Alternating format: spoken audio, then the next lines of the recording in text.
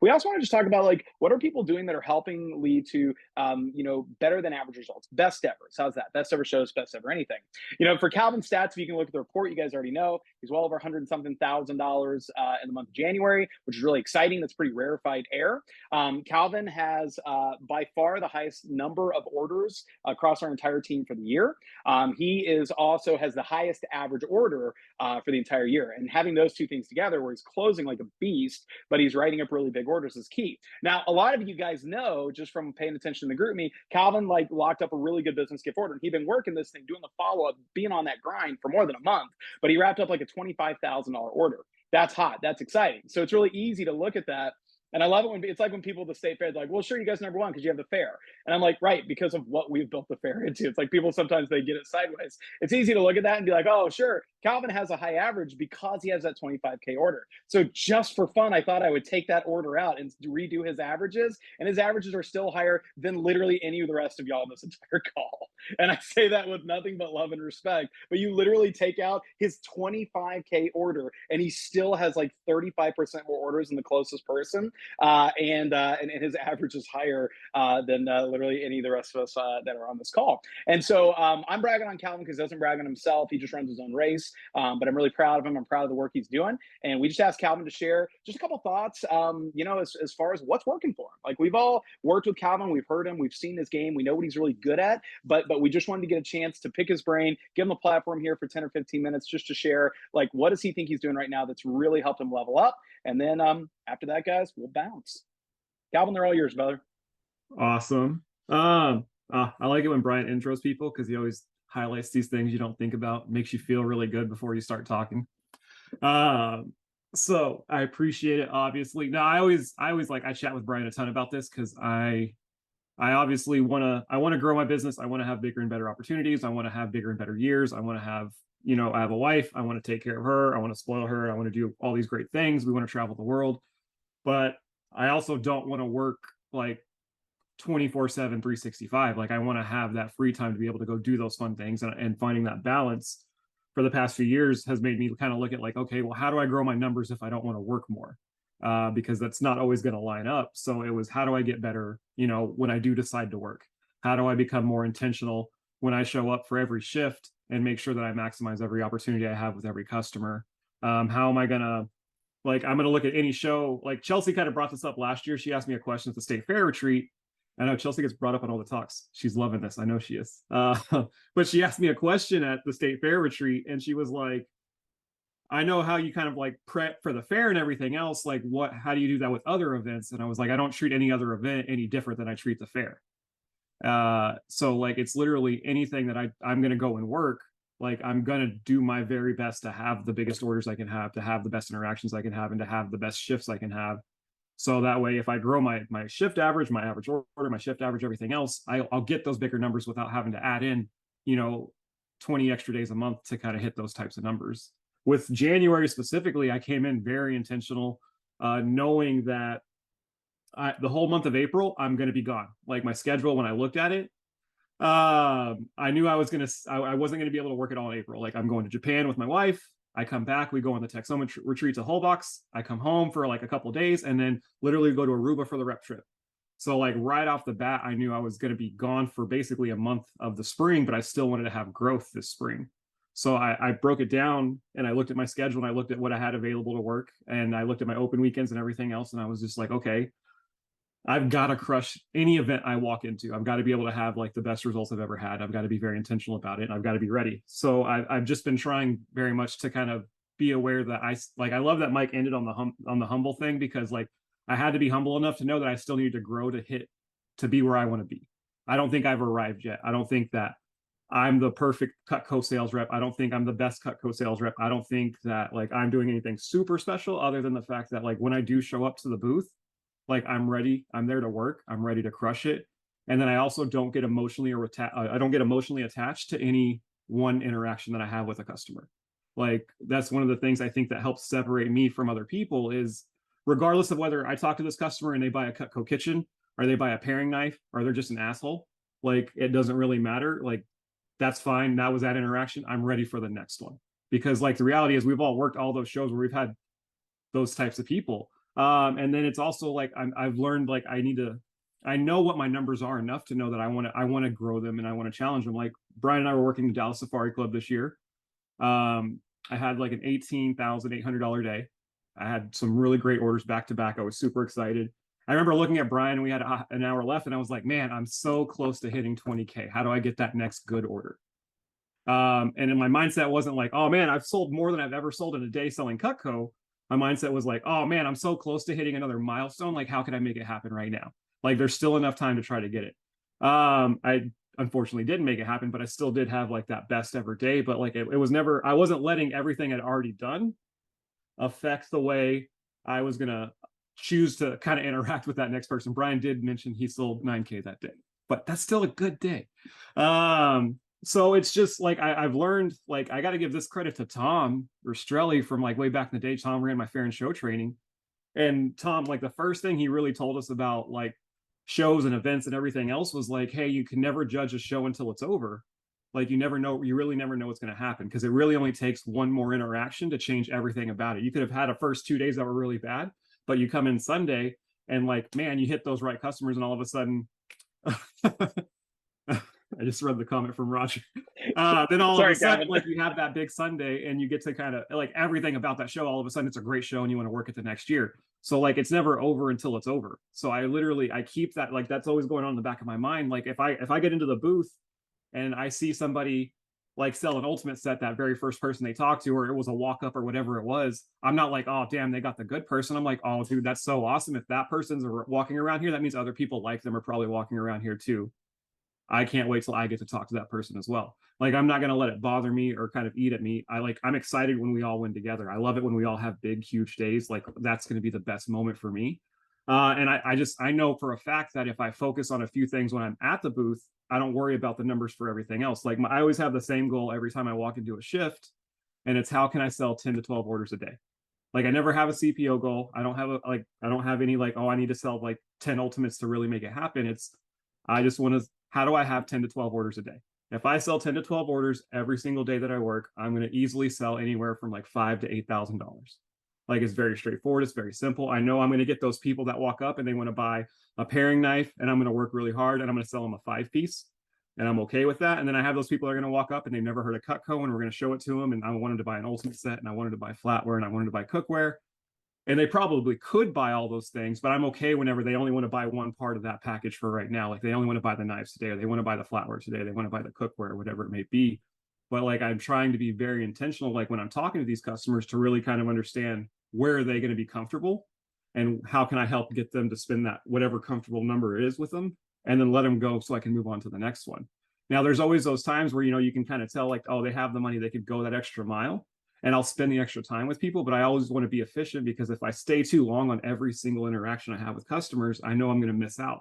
And like anybody that works with me, they know like I try to get them in and get them out as quick as I can, but I want to do it in a positive way. Like the customer's always going to feel heard. I'm going to listen to them. I'm going to understand them. I'm going to do my very best to help meet them where they're at. But then it's like, okay, awesome. We've landed where you're going to be. And like, I've gotten very good at reading that situation of knowing like, okay, if I push this a little farther, they're not going to go for it. So let's just keep them where they're at. Let's get the order. Let's get them on the customer list, and let's talk to the next person. Like one of my favorite people to work with are people like Chelsea, because Chelsea spends like 40 minutes with a customer. So I can work with 2 or 3 while she does that. And I always give her a hard time about it. And it's funny too, because like I'm not knocking what Chelsea does. Chelsea sells just as much, or well, obviously way more than I sell in a year. But like I want to get that 10 or 12. Like if I'm going to get those 10 or 12 orders every day, like I know I have to be efficient with the people I'm talking to, because I'm only going to get so many turns. Even if it's a slower show and I'm only getting 5 or 6 orders, like, okay, that's fine. I'm still shooting for that bigger number, but like, that's really my big focus. I'm not focusing on like how I got to hit this CPO number. I got to do this. I just want to have my best single interaction with every single person I talk to. And if I do that and I give them my best, everything else is going to work out fairly well. Like I'm going to get those bigger orders. I'm going to get those smaller orders. I'm going to get those in between, but my averages have been drastically different. Like the past couple of years specifically, like last year I sold $500,000 and that was my best year ever. And that's amazing. But I want to grow that this year. But at the same time, like I said, I don't want to work more. I'm being aware about it. Like I got to give credit with where it's due. Like Roger has been helping me out a ton this year too. And I feel like I've been helping him, but being intentional about my schedule has been very important to me, and being intentional about what I'm willing to do and what I can't do. But Roger and I have literally pulled time away for the past, like, we've met up twice already this year, and we're already meeting up again. We're meeting up again in here in a couple of weeks. But we literally will pull 3 or 4 hours on the schedule where we can sit down at Starbucks and not be distracted by other people. And we can literally focus like day by day, what are we going to do and how are we going to do it? Like I looked at February very specifically. I had an open weekend right after net. I didn't want to have an open weekend in February since I'm already taking all that time off in March. So I scheduled 2 service event days. I have a service event on Friday and I have a service event on Saturday. I would have had one on Sunday, but it's the Super Bowl. So I'm not going to fight that. I know I'm going to lose that battle and it would be a waste of time. But I still had those 2 days that I can maximize. Shout out to Rob, because Rob helped me set everything up. But I have 13 appointments on Friday for my service event in Fort Worth. I have 13 appointments on Saturday in Tyler. And literally, like, I know for a fact I have 26 people that I'm going to get to see. Okay, if a few don't show, I'm still going to see what, 20-ish on average, based on kind of the way my customers show up or don't. I'll be able to kind of get that same order count. I'll be able to have those good orders, those okay orders, and those good service moments. I don't want to say no sales, but good service moments for my customers that'll help them want to buy from me again later because I did right by them. But I'll be able to have a good weekend this weekend. I know next weekend I'm working the Fort Worth Home and Garden Show. I know the weekend after that, I'll have my schedule in front of me normally all the time. I think it's Fort Worth Home and Garden, and then I go into the Collin County Home and Garden. So like I know for the month I have a few shows and a couple of service events. So my goal is how do I sell $40,000 to $60,000 this month? My best ever February is $24,000. I've never had that really big breakout February like I do in January, but I know like if I can keep that intentionality that I've had for the past 5 weeks going into this month, like it's a very realistic number based on my averages and the numbers I've been able to put up. I know doing the same thing in March, even though we're going to Ireland for a week, like I have a few good shows. I have a couple of customers that I need to follow up with some business gifts, which was a huge thing. Like just being intentional about the follow-up, having it in my calendar in like 3 different places. I have it just saved everywhere. Call this customer at this time. And I have multiple reminders set up day before and then day of, an hour before. So that way, even if I forget the day before, I'll get that notification in time. But anytime a customer's been like, okay, well, follow up with me on this day. Okay, I'll be like, all right, I'm going to do it at this day at this time. Like that customer with a $24,000 order, I had that thing where we followed up, we chatted. The initial order with him was started out as 62-piece gifts. We kept having conversations. I kept saying, hey, like the prices are going to go up. This is a good time to really go big. We can split up your payments. Are you forgetting people? Like who's not on that list that should be? And then all of a sudden it went from those 62 pieces to the 180, plus the 4 block sets, plus the extra set for himself, plus 10 pairs of shears as backups just in case. Like that was what turned that order from like, a really great order that I should have been okay with, but like not being afraid to ask those questions of, hey, like, are you sure like this is going to be enough? Are you missing people? Like, are you leaving people out that you shouldn't be? Like making him kind of think about it. And then all of a sudden it just kept growing. It went from 60 to 80 to 130, then it landed at 180. So again, it's intentionality. I know I might not get another order from him until next year. So how big can we make this one this time? But we've already planted the seeds for next year. It's like, hey, this is a build a set type of deal. Here's the first 2 pieces you're going to give them. Next year, these would be the great 2 pieces that we could do next year if you're open to the idea and everybody loves it. And I say if, but when. So I've just been trying to focus on how can I make every moment that I am working count to the best. Like I want to maximize it to the fullest. I want to get the best out of it, because the way I look at it nowadays, it used to be different. I used to work for just me, and that was awesome.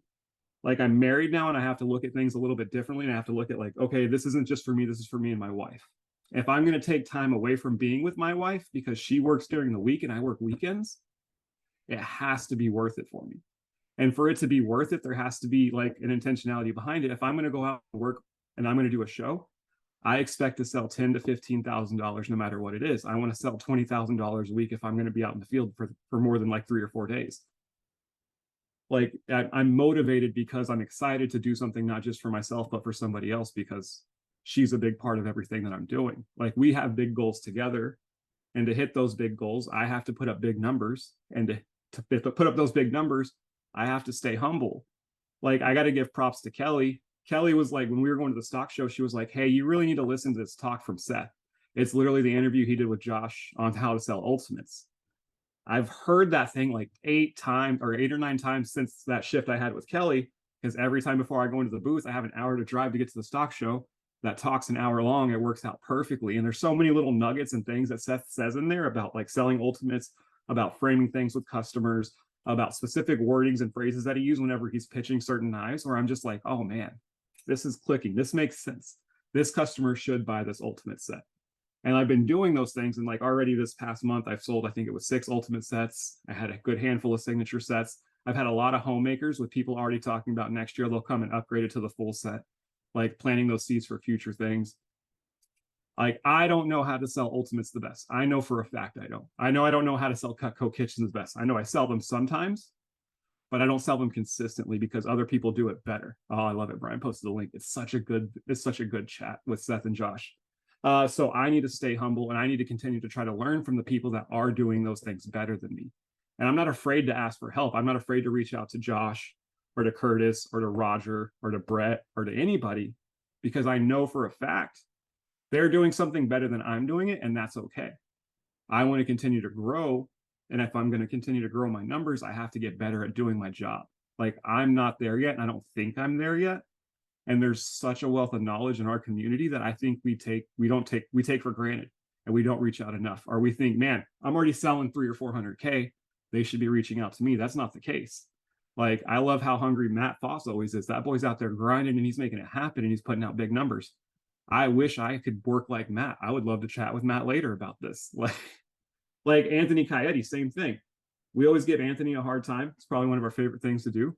But Anthony's grown so much faster than all of us did whenever we were new in Cutco. Like, there's something there. He's got something he could share with us just the same. I think, like, again, we have so many great people in our circle, especially our inner circle just here. Like, that we're leaving it on the table, honestly, if we don't take advantage of like going to field train with each other. We don't take advantage of asking people like, hey, I know you're really crushing this one specific thing right now. Like, how are you doing them? Like, what do you think the secret behind you getting those results whenever you show up are? Like, I just like Carlton's comment, so I had to laugh about that. But I mean, really, other than that, like, I would say a huge part of it is the intentionality that I bring to the table every time I'm showing up. Like, I'm hungry for more and I want to get better, and I'm not going to give up on that. So like, I'm going to keep trying to grow, and I'm going to keep trying to ask questions to the people that I think can help me, so that way I can see what it looks like when I do get to that next level.